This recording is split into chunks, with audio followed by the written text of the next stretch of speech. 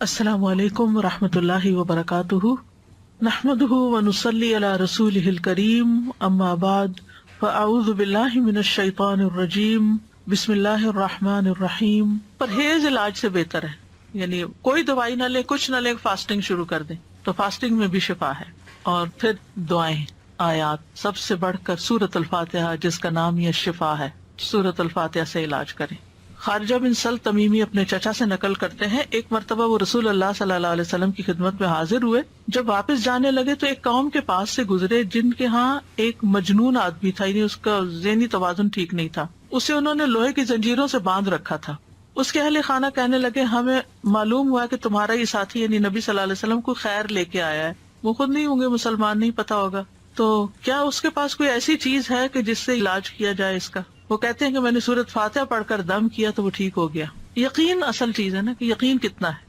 ایک لیکچر یقین پر بھی ہونا چاہیے، کیونکہ نا دین کے معاملے میں، دعاؤں کے معاملے میں ہمارا یقین نہیں ہوتا۔ الثقۃ باللہ۔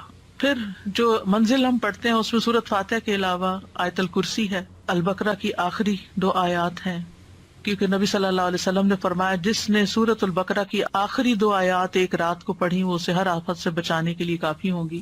اور آیت الکرسی کا تو فائدہ آپ کو معلوم ہی ہے۔ پھر معوذات ہیں، قل هو اللہ احد، قل اعوذ برب الفلق، قل اعوذ برب الناس۔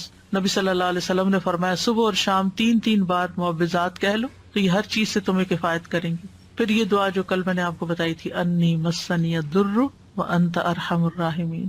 اور اگر وسوسے آ رہے ہیں بہت اور بے چینی ہے اور دل پریشان ہے تو انی مسنی الشیطان بنصب وعذاب، کہ شیطان نے مجھے سخت تکلیف اور عذاب میں ڈال رکھا ہے، یعنی وسوسوں اور نیگیٹو تھنکنگ کی وجہ سے۔ حضرت ایوب علیہ السلام کا حال یاد کر کے اور پھر انت ارحم الراحمین بھی کہیں ساتھ، اور پھر ایوب علیہ السلام کا انداز جو ہے نا دعا کا وہ بڑا خوبصورت ہے، وانت ارحم الراحمین، اور اپنے حال کا ذکر کیا کہ اللہ میں تکلیف میں ہوں، آپ جانتے ہیں۔ تو ہم اس طرح بھی دعائیں کر سکتے ہیں، یا اللہ آپ نے ایوب علیہ السلام کو صحت دی تھی، یا اللہ آپ نے زکریا علیہ السلام کو بیٹا دیا تھا، یا اللہ آپ نے یوسف علیہ السلام کو لوٹا دیا تھا، یا اللہ آپ نے موسیٰ علیہ السلام کی حفاظت کی تھی، یا اللہ آپ میری یہ تکلیف دور کر دیں۔ وہ سورۃ الانبیاء میں وہ اتنی خوبصورت دعائیں پڑھتے ہیں تو دل پگھلتا ہے، سارے انبیاء کی جو دعائیں قبول ہوتی گئیں ان کا واسطہ دے کر کے اللہ آپ نے ان سب کی دعائیں قبول کی، آپ میری بھی دعا قبول کریں اور میری یہ تکلیف دور کر دیں۔ اور پھر یہ ہے کہ جیسے نیک لوگ اللہ سے اچھا گمان رکھتے تھے، ابراہیم علیہ السلام نے کہا وَإِذَا مَرِضْتُ فَهُوَ يَشْفِينِ، وہ مجھے شفا دیتا ہے جب میں بیمار ہوتا ہوں۔ یہ یقین ہو اور پھر اس طرح شفا مانگے اللہ سے کہ اللہ تعالیٰ آپ کے ہاتھ میں شفا، بیدک الشفا۔ پھر وہ جو مسنون دعائیں گرین کارڈ کی ہیں، امسح البأس رب الناس بیدک الشفا، لا یکشف الکرب الا انت، اے لوگوں کے رب تکلیف دور کر دے، تیرے ہی ہاتھ میں شفا ہے، تیرے سوا اس کو کوئی دور کرنے والا نہیں۔ نبی صلی اللہ علیہ وسلم بیمار پر ان الفاظ کے ساتھ دم کیا کرتے تھے۔ اور پھر ایک اور روایت میں آتا ہے، انس رضی اللہ عنہ کہتے ہیں کہ میں تم پر وہ دعا پڑھ کر کیوں نہ دم کروں جسے رسول اللہ صلی اللہ علیہ وسلم پڑھتے تھے۔ تو حضرت ثابت کی طبیعت خراب تھی تو انہوں نے کہا ضرور کیجیے، تو حضرت انس نے ان الفاظ کے ساتھ دم کیا، اللہم رب الناس مذہب البأس اشفی انت الشافی لا شافی الا انت شفاء لا یغادر سقما۔ پھر اسی طرح یہ ہے کہ اگر کوئی جل جائے تو اس کا علاج نبی صلی اللہ علیہ وسلم نے کس طرح کیا۔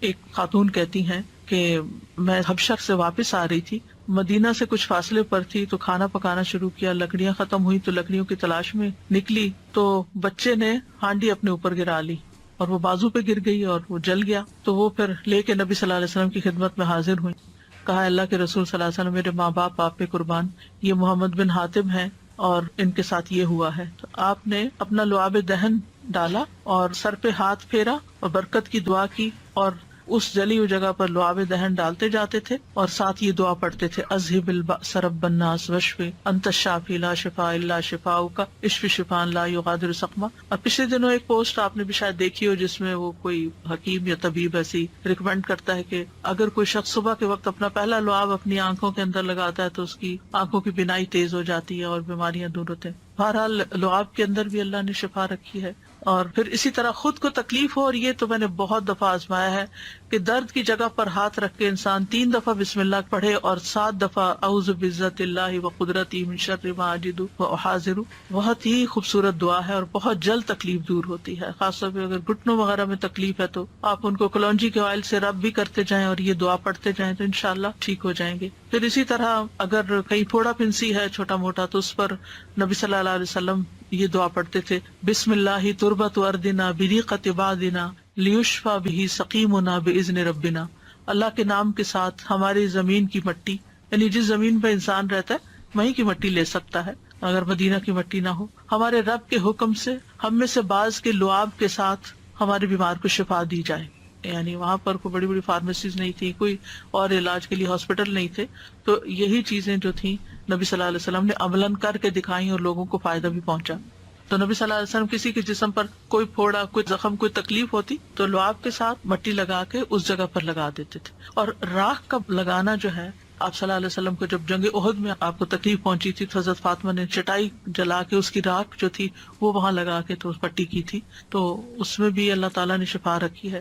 اور پھر اسی طرح تکلیف اور پریشانی کے وقت کی جو عام دعائیں ہیں وہ بھی پڑھنی چاہیے. یا حی یا قیوم برحمتک استغیث اللہ اللہ ربی لا اشرک به شیئا. پھر اسی طرح لا الہ الا انت سبحانک انی کنت من الظالمین. پھر نبی صلی اللہ علیہ وسلم جب کرب اور تکلیف اور پریشانی اور بے چینی ہوتی تھی اس وقت پڑھتے تھے لا الہ الا اللہ العظیم الحلیم، لا الہ الا اللہ رب العرش العظیم، لا الہ الا اللہ رب السماوات و رب الارض و رب العرش الکریم. یعنی عرش سب سے بڑی چیز ہے نا مخلوقات میں سے، تو اس کے رب کا واسطہ دے کر پھر دعا کرتے تھے. پھر اسی طرح عافیت کی دعائیں بھی مانگنی چاہیے کہ اللہ تعالیٰ بیماریوں سے محفوظ رکھ، خاص طور پر جب کوئی وبا وغیرہ پھیلی ہو یا آپ کسی بیمار کو دیکھیں کہ ہاسپٹل میں جائیں یا کسی کی تیمارداری کرنے جائیں. ویسے بھی صبح شام 3 دفعہ اللہم عافنی فی بدنی، اللہم عافنی فی سمعی، اللہم عافنی فی بصری، لا الہ الا انت. پھر اللہم انی اعوذ بک من زوال نعمتک وتحول عافیتک وفجاءۃ نقمتک وجمیع سخطک. اے اللہ بے شک میں تیری پناہ لیتا ہوں اس بات سے کہ تیری دی ہوئی کوئی نعمت مجھ سے چھن جائے اور تیری دی ہوئی عافیت پلٹ جائے اور کوئی ناگہانی عذاب آ جائے، اور میں تیری تمام ناراضگیوں سے تیری پناہ لیتا ہوں. اور پھر اللہم انی اعوذ بک من جہد البلاء ودرک الشقاء وسوء القضاء وشماتۃ الاعداء. اے اللہ بے شک میں تیری پناہ مانگتا ہوں سخت مصیبت، بدبختی لاحق ہونے، بری تقدیر اور دشمنوں کے خوش ہونے سے. پھر اسی طرح اللہم انی اعوذ بک من السمم والبکم والجنون والجذام والبرص وسیء الاسقام. اے اللہ بے شک میں بہرے پن، گنگے پن، پاگل پن، کوڑ، برس اور تمام بری بیماریوں سے تیری پناہ مانگتا ہوں. اور پھر اللہم انی اعوذ بک من الہم والحزن والعجز والکسل والجبن والبخل وغلبۃ الدین وقہر الرجال. اخلاقی بیماریوں سے، روحانی بیماریوں سے نجات. اے اللہ میں تیری پناہ مانگتا ہوں دکھ، غم، عاجزی، سستی، بخل، بزدلی، قرضداری کے بوجھ اور لوگوں کے اپنے اوپر غلبے سے.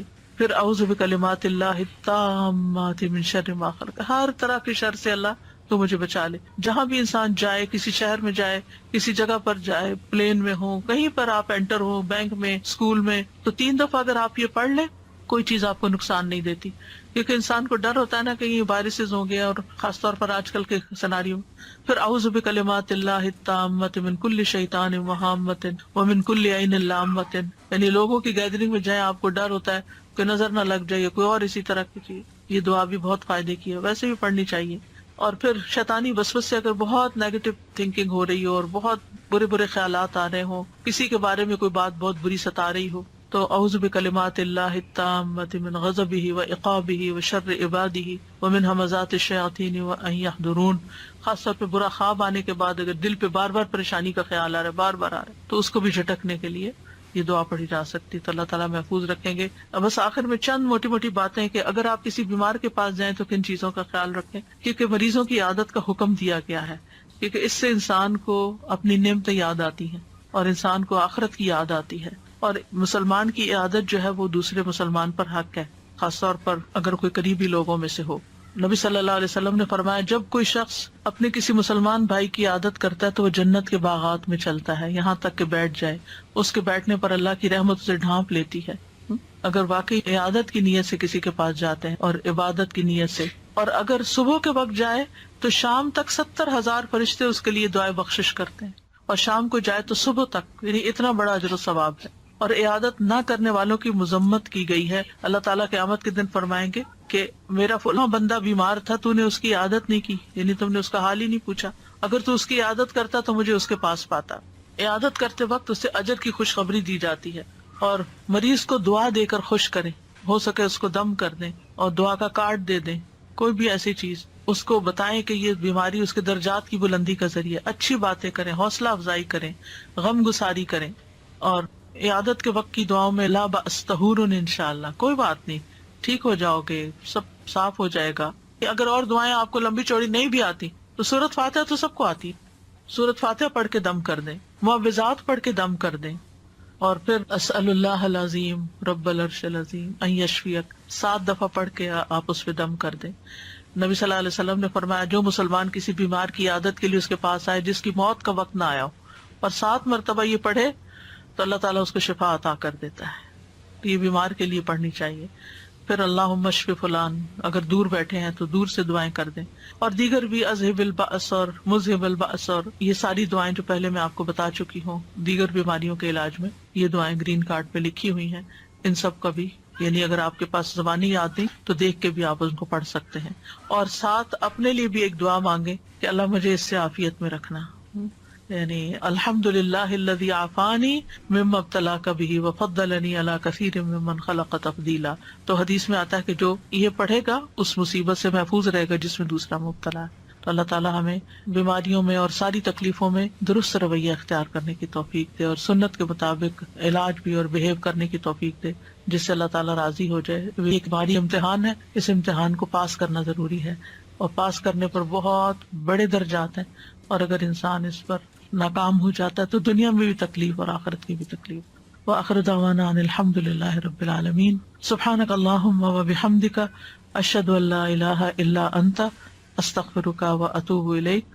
السلام علیکم ورحمۃ اللہ وبرکاتہ۔